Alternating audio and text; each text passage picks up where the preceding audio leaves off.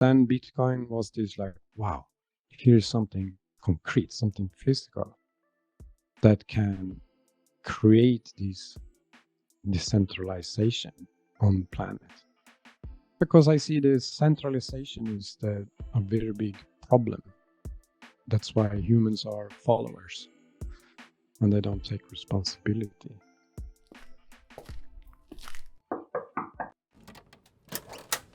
Hello and welcome to Bitcoin with Jake. This is a podcast all about people's personal journeys to Bitcoin. I wanted to know more about the people converging on this new form of money. Why do they see value in it? What skills enable their understanding? How is it changing their lives?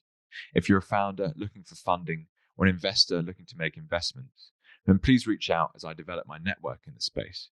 Do me a favor and chuck us a 5-star rating on whichever app you're using to listen, or a like if you're watching it somewhere. As insignificant as this may seem, they help a startup project like this hugely. Lastly, if you have any questions at all, please just reach out. The easiest place to find me is on Twitter at Jake E.S. Woodhouse. Now, I'd like to take a quick moment to talk about our sponsor. Fastbitcoins are a Bitcoin exchange who you should definitely take a look at next time you're thinking of making a Bitcoin purchase. They're a great team, which for me is always the key to due diligence, whilst their product has a ton of features useful to every Bitcoiner. Check out my episodes with Danny Brewster, the founder CEO, and Nathan Smith, the Chief Compliance Officer, to learn more about the people behind the brand. Thank you to Fastbitcoins for sponsoring the show. Now, on to today's episode. I'm speaking with Sama Katharo. Hey Sama, how are you?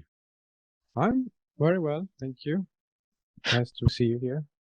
No, well, thank you very much for joining me on the podcast. I was introduced to you by, another Bitcoiner based here in Australia, Daz B. So shout out to Daz. Thank you for doing that and putting me in touch with your work, Sama. So very intrigued to hear a bit more about what brings you to today, why you find Bitcoin interesting. So let's start where I usually kick things off, which is at some stage you heard about Bitcoin. Maybe it was from a friend or a relative of some form. Can you teach me a bit about what brought you to Bitcoin?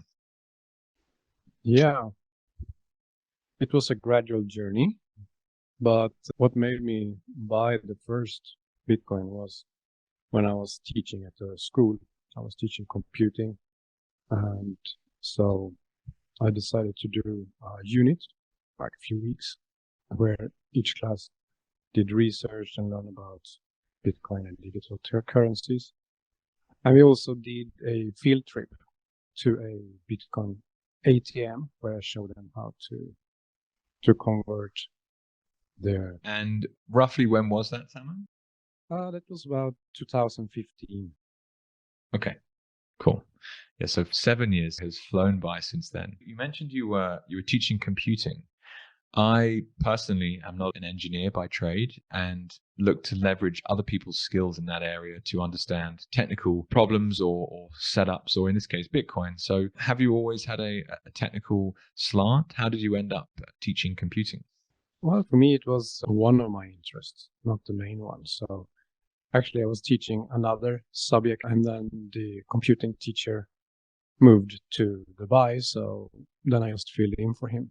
So it's not my main area of interest, but it's always been in the background. I always try to experiment with different computing stuff. And so your main focus is in the meditation that I know of you for, or in another subject entirely. And if you could share, like, how did you end up on the meditation journey and this kind of spiritual side of things? Yeah, I started out as a musician. So music was always my main thing. But then I had this spiritual awakening that changed everything. And I started studying sound healing first. And then that rabbit hole grew bigger and bigger. So I started studying other types of healing, meditation, religions, and traditions, and so on. And I've been on that journey for about 22 years now, different healing techniques and so on. And mainly consciousness, like what is consciousness and how do people experience life differently depending on the vibration level within us. So it became clear quite early on that people experience life very differently, and it depends on the inner state, which is not so looked at in the mainstream world, but it's like the state of your inner world is reflected out in the external world. And so it's a natural journey to improve the inner world, and then the external world improves as a result of that. So fascinating, these subjects.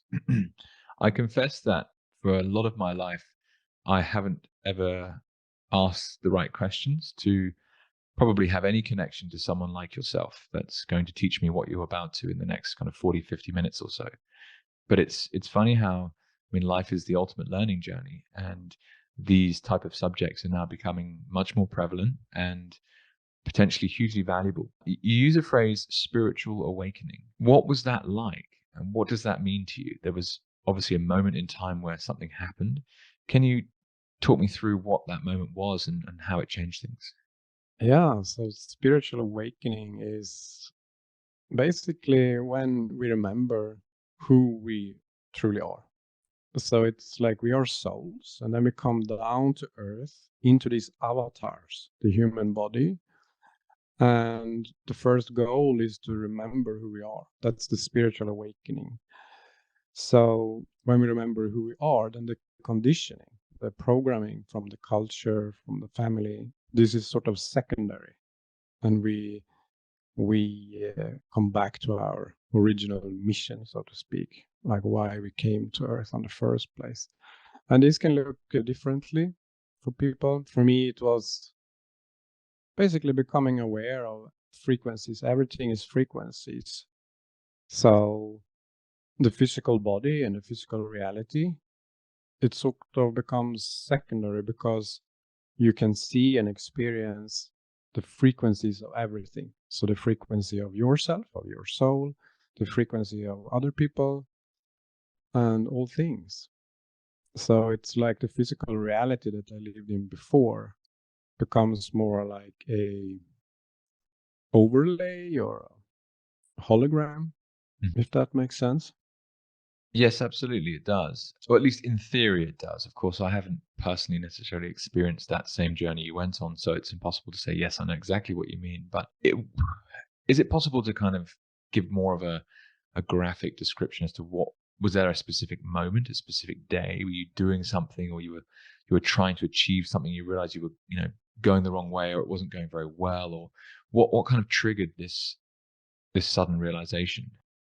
Yeah, it was a gradual shift.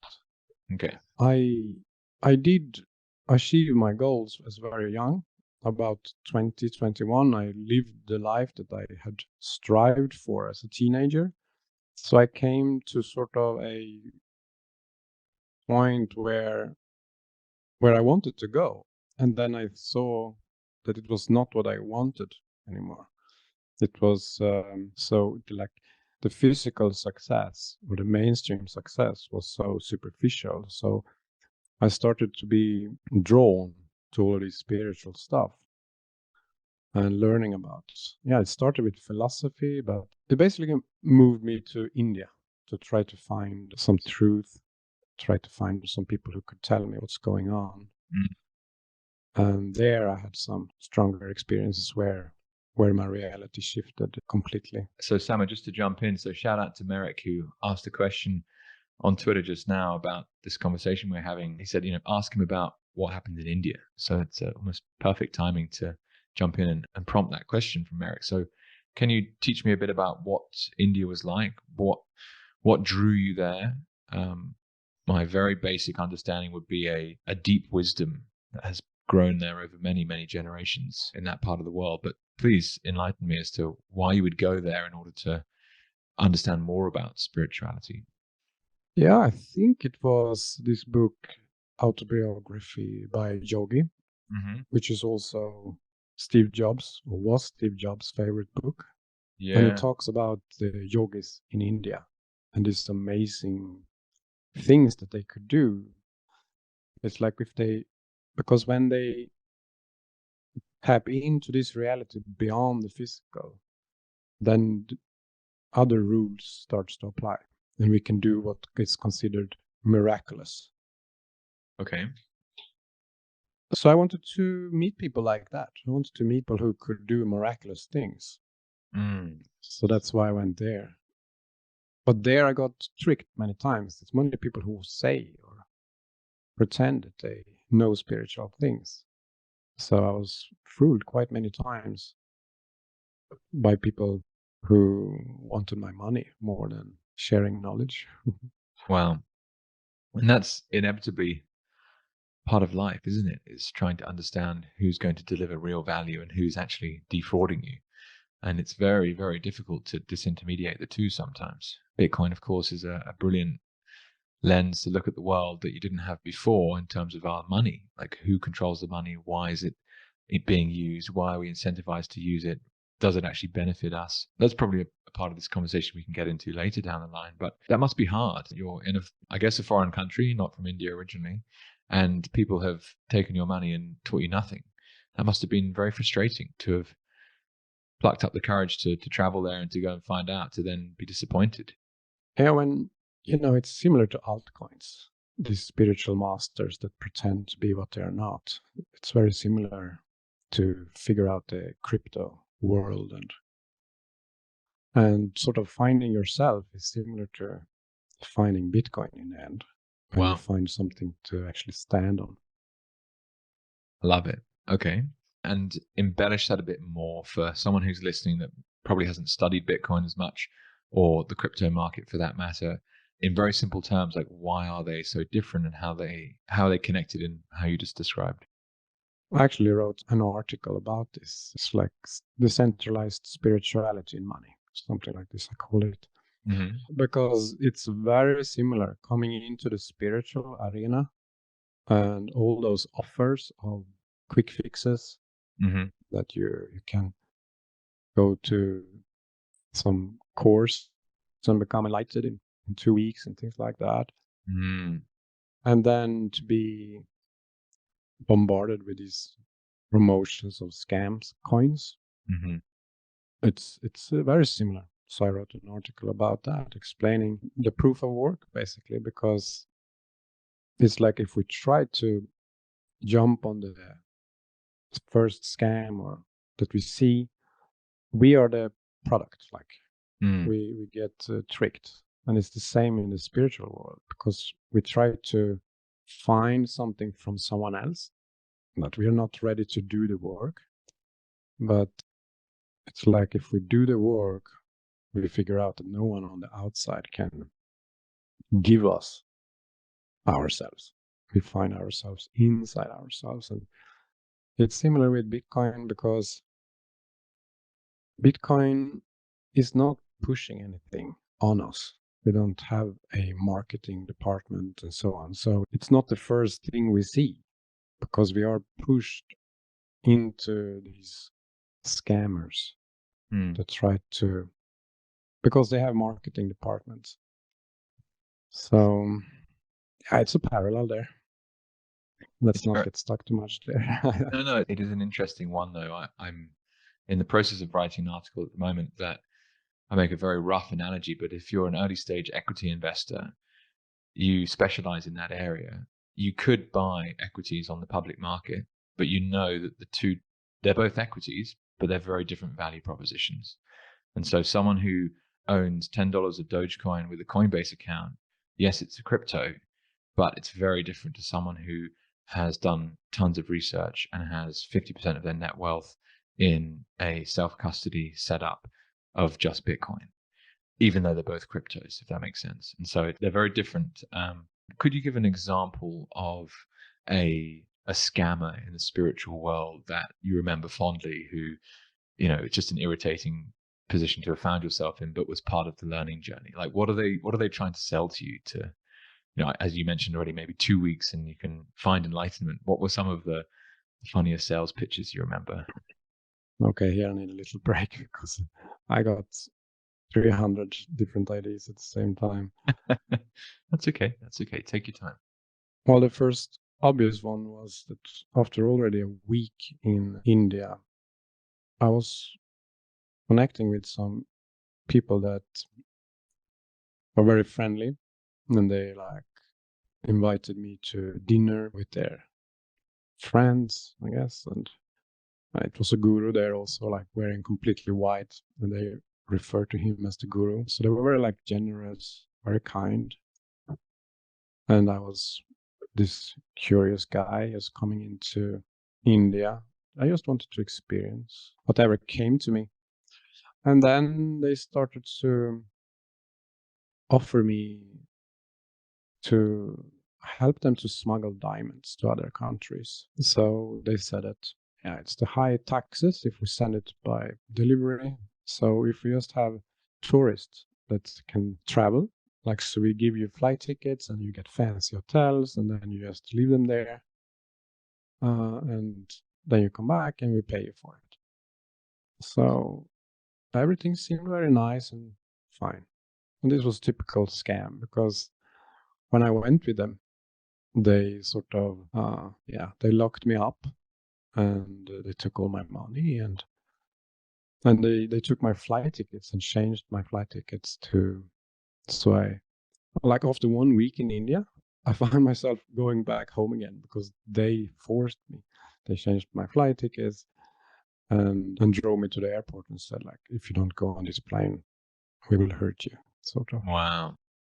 Yeah, so that was an incredible experience. I mean, I was locked in for 3 days. So during those 3 days, I was going through what you can say my probably first dark night of the soul. Dark night of the soul is part of spiritual awakening, when like all the beliefs that you had, everything you thought about yourself and the world is sort of pulled out from you. Mm. So it's a painful experience. It's like a near-death experience, you can say. Mm. I'm glad you got through it. First point to make. Do you feel like those, what are on paper, they're bad scenarios to be in, but a phrase that I like in the crypto versus Bitcoin conversation is the idea of tuition fees. And perhaps, the dark night for the soul that you just mentioned was part of your journey to where you are at today, and you feel benefit from it now in hindsight. So people who have been rug pulled by FTX and Celsius over the last 6 months, etc., BlockFi, they've lost money, but perhaps it's taught them to research what Bitcoin self-custody is, and in years to come, they'll benefit from that. Is there any relevance in that sense, these journeys that people take, and what you learn from the negative as much as the positive? Yeah, it's like I said, from the point of view of the soul, this what happens down here is sort of just like a video game, because the main point is that you should wake up. And so to wake up, you need to let go of all the beliefs we hold. And to go through those kind of difficult experiences is part of that process. Because we grew up in this culture and the beliefs of the culture, and it's really ingrained in us. Mm. So to actually come to this place of self-realization, we need to have some sort of traumatic experiences somehow to be able to share. Because if everything is just fine, then we will just keep the same beliefs as we got from our parents for the rest of your life, and you will just live in this little bit of fairy tale. But from the point of the soul, it's sort of a wasted life, Mm-hmm. because you're not actually awakening the avatar. So you're coming down here, and then the avatar has these programs. And if the avatar is just playing out those programs the whole life, then it was sort of no point for the soul to come down.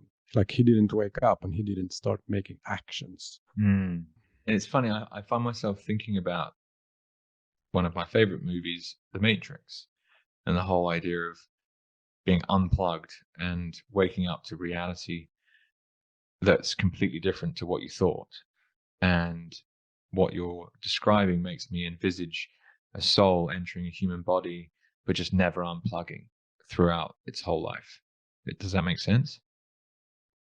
Yeah, it's very similar. Okay. Wow. And what we can do, basically, what many people do, is that they shut down the programming and move into the rational mind. So this is sort of alternative state. We could just live out our programming, then we become like our parents and we just do the same thing as they do. Mm-hmm. Or we can sort of suppress that programming and think, no, I want something better in life. And this is when we boost the rational mind. We use the rational mind to create new beliefs on top of the old ones. And we start living from those new programs, so to speak. Or we can go all the way when we go beyond the rational mind and beyond beliefs. And that's when it's just when the spirit comes in. And before this conversation, I had this analogy of if you see a computer with a RAM memory, the random access memory, to be a rational person, like many in mainstream world is, then it's like using the RAM memory to run the whole computer. But with the spiritual awakening, we start using the whole ROM. So the rational part becomes just a secondary feature. So we act intuitively. We don't act on our beliefs because in the higher consciousness, we understand that beliefs is always subjective, and you can't really get anywhere from acting from subjective beliefs. So to surrender or to like ego death, this is when we let go of the rational mechanism of trying to control life, and then we allow life to unfold and flow. I have so many questions. I don't really want this conversation to be about me. It's very much more about learning how you brought yourself to today. But I am intrigued as to what part of that process I'm personally at. I wouldn't necessarily know, but I imagine perhaps stage 2, which is having moved away from my home and decided that I wanted a different life to my parents for a number of different reasons. So I've got a new set of beliefs that I'm striving towards, but I certainly haven't felt like I've had a spiritual awakening and reached the point of phase 3 that you mentioned. What are some of the benefits of making that additional step? And am I correct in my analysis of roughly where someone like myself might be at? And I guess I caveat that with, this is roughly episode 50 of this podcast. And it has been such a rich and enjoyable experience talking to people all over the world with different backgrounds, different insights, different passions, who are converging on Bitcoin for different reasons, and being open-minded to understanding what it is you're talking about, and even, heading in that direction myself is something that I'm very, very aware of and would like to do, if that makes sense. Yeah, because I've been following you for a few weeks on Twitter now, so I reflected on, so when you went all in on your podcast and you left the mainstream world, then you set yourself up in a situation where you have a linear goal. So in a higher consciousness, we act non-linearly. So this means that in the moment, we get intuitive actions. I call them sometimes actions without fear, because when you have a linear, it's like sort of fear-based, because you think, yeah, if I do this, then I will be fine. So it's sort of based in fear that you will not be fine. So as long as you're on a linear trajectory like that, you can't tap into the present moment, because you're always acting in the past and the future.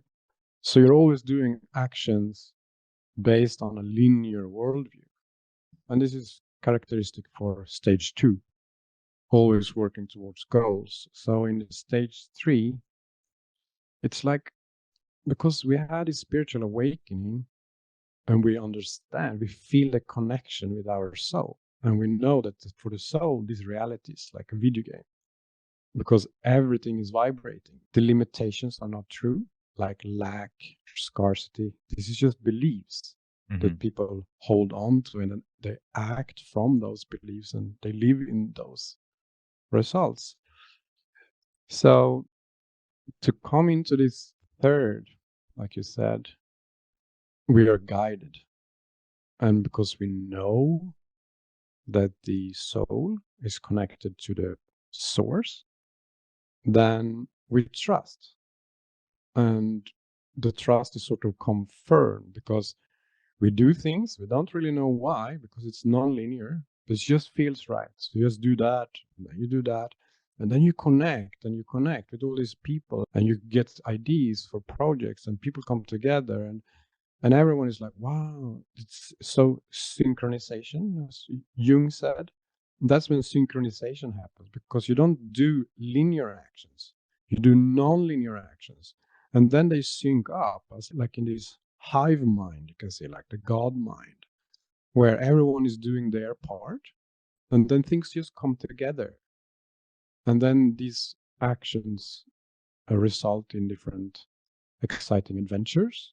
Mm-hmm. And it's also a money flow in that. So doesn't that make sense? Absolutely, absolutely. So if I could distill that a little by, or maybe I'll talk about the mindset that I was in to make the decision in terms of jumping into the podcast and having a crack full time. Inevitably, there's more to it than a tweet per se, but first and foremost, I've enjoyed the conversations. I really like connecting with people and discussing their past and their present and their future plans, and I can just feel something drawing me towards that. And I can, I can say quite happily that in 10 years' time from now, talking to people about who they are, what they do, and what they want to do is something I'm still going to enjoy doing. And that to me felt something that I could really attach to and create value. I've just had a baby girl who's now 3 months old, who we think we've pretty much got it under control, but frankly has just not stopped crying. And that's been very stressful for my wife and I. So I was also trying to do a job for someone else on top of that. And that job I wasn't enjoying for a number of reasons. So I decided to do something called failure setting. And I basically was like, what's the worst thing that can happen in the next 12 months if I don't have this job? Well, the answer was I wouldn't have the money that job gives me. But the upside is that I potentially build a side project into something that generates an income for my family and helps me, get closer to what I'm passionate about, which is talking to people and learning about Bitcoin. So I've put these kind of rational milestones in place in terms of, replace the salary that you had in October of 2022 by November of 2023, September next year. And that means, roughly speaking, $10,000 per month. And they're all like kind of metrics you can work towards. But as you've just pointed out, they're very linear. So it's like, that's what you have to achieve. And to get there, you've got to do boom, boom, boom, boom, boom.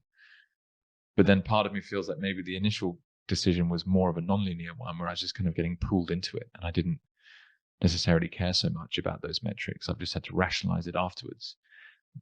I'm not going to be at stage 3, I'm sure, but there's always more to a decision than meets the eye. Does any of that resonate with you in terms of your journey? And, at the time you're looking to make moves in the right direction, but I guess you're having to kind of battle with your newfound kind of peace of mind. Yeah, it definitely resonates. And the funny thing is that it's basically 2 ways to do it. It's like we sacrifice our true self to get something. All right. It's like, I think I need this. And then to get that, I need to do something I don't like. And when we do that, we sort of move away from who we truly are. And on the other hand, you have, okay, I will just do what I love in each moment, and we will just see what happens. And when you do that, like you described, you call it like a non-linear action towards your true self, because let me just do what I love and everything will be fine. And when we do that, then we come closer to ourselves in each action, each movement. And that is when our self-value increases. So if we go the other path, where I will do things I don't like because I think I need these things, then we sort of, our self-value is diminishing because we don't honor ourselves, we don't honor our essence. And basically that's it from a spiritual perspective. Is like when you understand your value, when you understand who you are, when you get to know yourself, and you feel that you're valuable just being yourself. This is the point where you're just being yourself and people pay you for it. And that's sort of a win-win situation. That sounds like a wonderful place to get to. I feel like that's proliferated in your life. So 2015, you were teaching computing, as you mentioned at the start. What do you do with yourself today? I don't believe you're still teaching computing, but rather more this spiritual side to life that you clearly, well, it just vibes. I can feel it through the call. I can still feel that it's something that, really, really is, you're passionate about it and helps give you great clarity. So what's that journey of teaching been like? And is that what you're now doing, right? You're sharing a lot of this. You have a network of people that come together to discuss these ideas and grow together. Yeah. Sometimes I call them semi-surrender and full surrender. So semi-surrender is when, yes, I want to be more spiritual, but I still want a fiat job. You know? So it's like we take a job that it's closer to our true self, but it's still a compromise. And usually that's because we still have fear around money. And then the full surrender is when we just basically become our soul full time. So we stop taking actions because of fear and we just trust the soul completely. So then what happens then is that we don't know what will happen. But something I call nonlinear productivity is when we just sit, meditate, and then ideas, inspiration come. So we send an email or we create something like a podcast. It's really this step by step rather than the linear progression.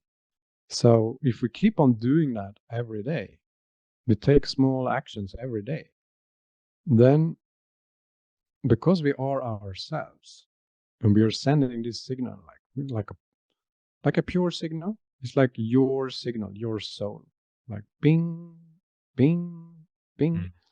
And then we connect with other people who are also sending their signal. And it's really this more like you leverage the spiritual world rather than the physical world. Because you understand it's actually about frequencies, if you come together or not. So it sort of builds up with these actions without fear, where you find yourself in situations that are very fun. And it becomes a series of quality experiences. So rather than sacrificing ourselves, going to a job, doing something we don't like to earn money, instead it becomes just a series of interesting situations with interesting people. Much like this conversation right now, Sam. I mean, it's blowing me away, to be honest, on a lot of levels. We are more in the present moment, right? We are not thinking about the future. We're not worrying about the past. So whatever we do, we're always present. And from an engineering point of view, it's like your physical body and your energy body or your soul, they're synced up. So you're allowing the soul to take charge. You're allowing the soul to just speak through you, act through you. So those other actions, the fearful actions, those are sort of, disturbing, and they are not needed. But in the culture, we are brought up thinking we need to do things because of fear. But from this kind of awakening perspective, they're just sabotaging. Like when you do things because of fear, you're actually sending out this signal that says, meh, meh, meh. And if you allow the soul to act through you, you're sending a clear signal. So when this idea of your decision making is driven by your connection to source and your soul, and you just feel it and you just go with it, how long have you lived this way? Was it something that just really came to you 12 months ago or 10 years ago? And what intrigues me, obviously this is a Bitcoin show, were you in that state of mind when you came across Bitcoin? And is that one of the key drivers for your adoption of it. Yeah, I'd love to understand a bit more about that. Yeah, it was maybe start with what I love about Bitcoin first Yeah, sure. and why I decided to dedicate a big part of my life to it. It is because of the decentralization. And it's connected with all those spiritual paths that I went through. Because every time I had teachers, they taught me a lot, but I also become a follower. So it wasn't until I become sovereign soul, so that my soul was sort of attached to different teachers before, when I was still insecure enough. So I was looking to them for support and knowledge. And that's centralized, right? And that's detrimental. If we are a follower or if we are a leader, then we are attaching to people and it's centralized. So Bitcoin is the centralized network. And when I saw this, when I understood this, and when I verified that it's truly decentralized, it became like a mirror of my soul or my node. So I saw these nodes on the network and our souls. And it helped me to detach myself from teachers and to understand more this value in trusting myself. So I have only lived like this for 3 years approximately. Mm. And it was connected with the last bull run because I was still trapped in programs of providing for my family. When I didn't have children, I was more spiritual, you could say, because I trusted more.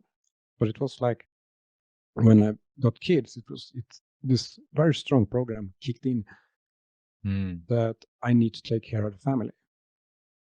So that's when I sort of went back into the mainstream world and I started acting from fear again because I thought that I couldn't provide for my family by just being myself. So I thought like, okay, now I have kids, now it's for real. Now I better get back into that mainstream world and create some real money. So it took me a long time to break out of that. And Bitcoin actually helped me then, both in the sense that I found a protocol. Because, I've seen like many Bitcoiners seen of the corruption in the world. I've seen the corruption in the world for 22 years. So I've spent more than half of my life, I've known about the fiat system and how corrupt everything is and the food, the education and everything. I've seen it for such a long time. So when Bitcoin came, it was the first time that I started to see a way out of it, like a physical way out of it. Before I always like, yeah, everyone will wake up, everyone will find themselves, let's do this. But it was like, it didn't go anywhere. Society was just becoming worse and worse and worse. And it was quite troubling from my perspective. Like I could see we are all souls, but humanity couldn't see that they were souls. But then Bitcoin was this like, wow, here's something concrete, something physical that can create this decentralization on the planet. Because I see the centralization is a very big problem. That's why humans are followers and they don't take responsibility. So yeah, that was a long answer, but No, it's brilliant. Just it's infinitely fascinating to me the different lenses people have on life that allows them to see value in Bitcoin. I can ask the same 4 or 5 questions to different people and I get completely different conversations. And that's what this podcast is all about. So thank you so much for sharing that. The thing that intrigues me from this point is then, okay, well, you clearly saw there was a problem 20 years ago and you made some changes in your own life. And that process has been, I'm sure, some ups and downs, as you mentioned. Having kids was a real tough part of getting rid of the conditioning in some ways. You completely just snap back into like, oh God, I've got to forget everything that I've learned and go and make real money or whatever you said, even though fiat money is not real, right? What's your outlook going forwards? And I know that Daz mentioned that you're working on some value for value stuff. Yeah, talk to us a bit about what your plans are for the future. Yeah, so when I started out with this nonlinear productivity or actions without fear, it was really just moment by moment, moment by moment. But as I become more stabilized in this process, I trust myself more. I'm able to project ideas into the future also. Because during these 3 years, it's like I create something, but then I always have to check, is it still real? Is it still valid? And because I refuse to do anything because of fear. Like I will not do any project or anything like that. So if I create something and then it feels, oh, I did it from fear, then I would cancel it. Because when you can see or when you can feel frequencies so intimately, like I do, then you know that everything you create gets a feedback. It's karma or cause and effect. Mm-hmm. So if I would do a project out of fear, then I would be stuck in that lower frequency. So it's like the higher frequency or the purer the signal behind what you create, that's what you live in. So it's really like manifesting your future. Because when I create a course or event or whatever, I will be living in that. And I will be interacting with the people in that. So when I create it, I make sure it's on a very high frequency. And then I will enjoy living that experience. So manifesting is a word I've heard of in the past, understood it very, very poorly, frankly, but it came up again just in the last week or so with some work I was doing. It's a pretty cool concept, like this idea that you're able to envisage something, and over time, if you envisage it enough, it actually becomes reality. I think that's what you're referring to. Is that right? Yeah, you need to take the action also. Yeah, okay. So because I've been living like this now for a while, it's like I live in my own dream, or I live in my own creations constantly. So I have untethered myself from the fiat consciousness. So this means that my soul is creating my whole experience. Wow. So I get visions, what I should do, and then it's just my responsibility to be brave enough to do them. Awesome. This in the beginning is like you still have conditioning. So conditioning is saying, no, you can't do that. No, stay in your line, fit into society and so on. But when we break out of that, we become self-sovereign in the deepest sense, because it's like your soul giving you visions, and then you create that event or podcast or whatever, and then the people will come to that, and you live in that, and then you get another vision, and then you create that. So it's really this like just imagination and action, imagination and action. Okay, so it's the two combined. Yep. So if you just do the imagination, then not much will happen. It's sort of like wishful thinking. That resonates more strongly. Absolutely. So something I don't understand, and won't just from this brief interaction with you, but this concept of frequencies.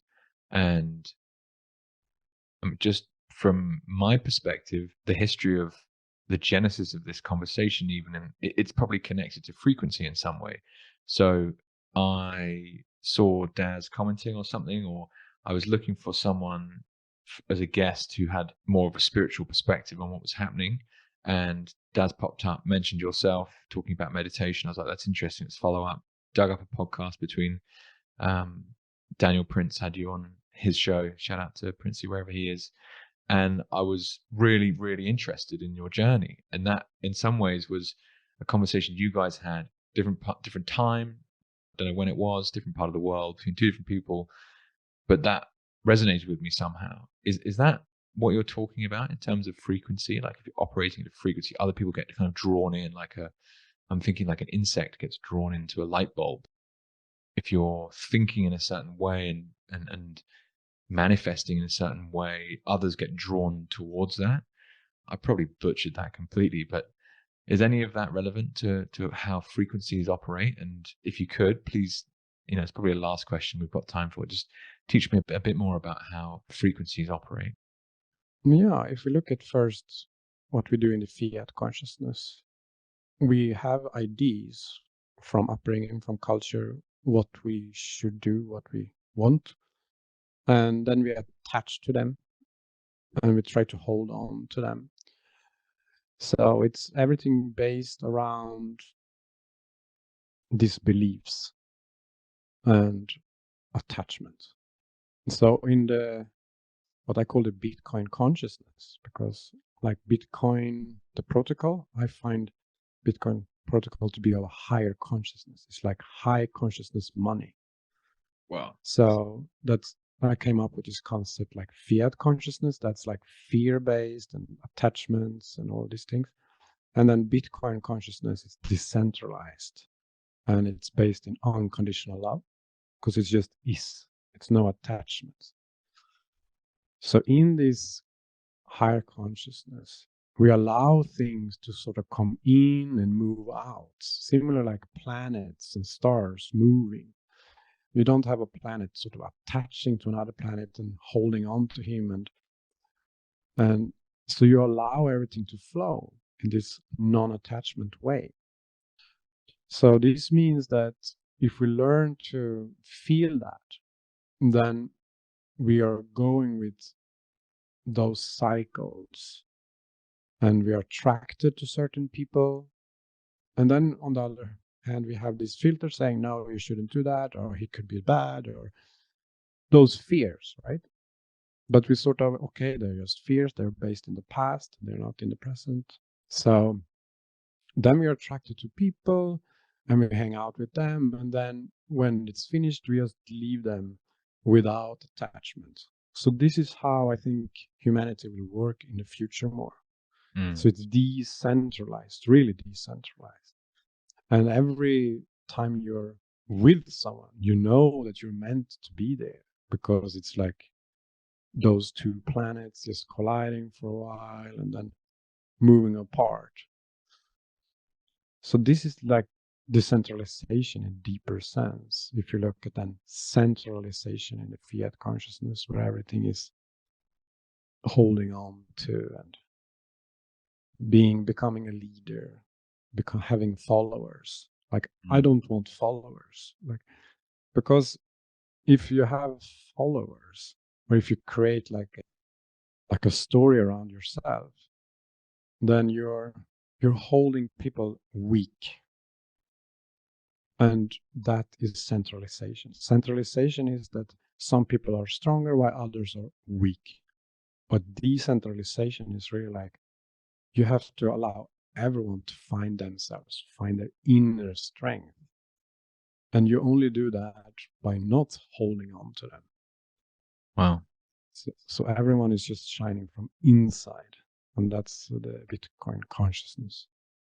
And it's very powerful, and it strikes me as almost a confronting point to make. And it's the end of our conversation now because I like to keep things to an hour. But for me, when I look at followers and my Twitter approach, it's a obvious metric towards potential revenue generation for a podcast if you choose to advertise with sponsors or develop products for that follower base, find the biggest problem that they have, solve it, create a product for them. But that thought process I've just been through would require you to hold people weak by generating a story that they follow. Is that what you're saying? Yeah, you're onto something there. Yes. Wow. Wow. Because really what I'm trying to talk about is the importance of Bitcoin and how it can help people, or at least it's helped me solve a problem I had, which I think other people can learn from. So I'm not necessarily looking to create an unequal relationship, even though I don't follow 5,000 people, but 5,000 people follow me, if that makes sense. I wonder if you could ever kind of shift that paradigm somehow to ensure it's as transparent and as equal a relationship as possible. But maybe that just isn't a thing. I don't know. It's all about the signal behind the actions. So you could have many followers, but it's like if you take actions to keep them as followers, then you're acting from fear. So the signal is meh, meh. Weak people will be attracted to that, and weak people will stay with that. It's like a trap.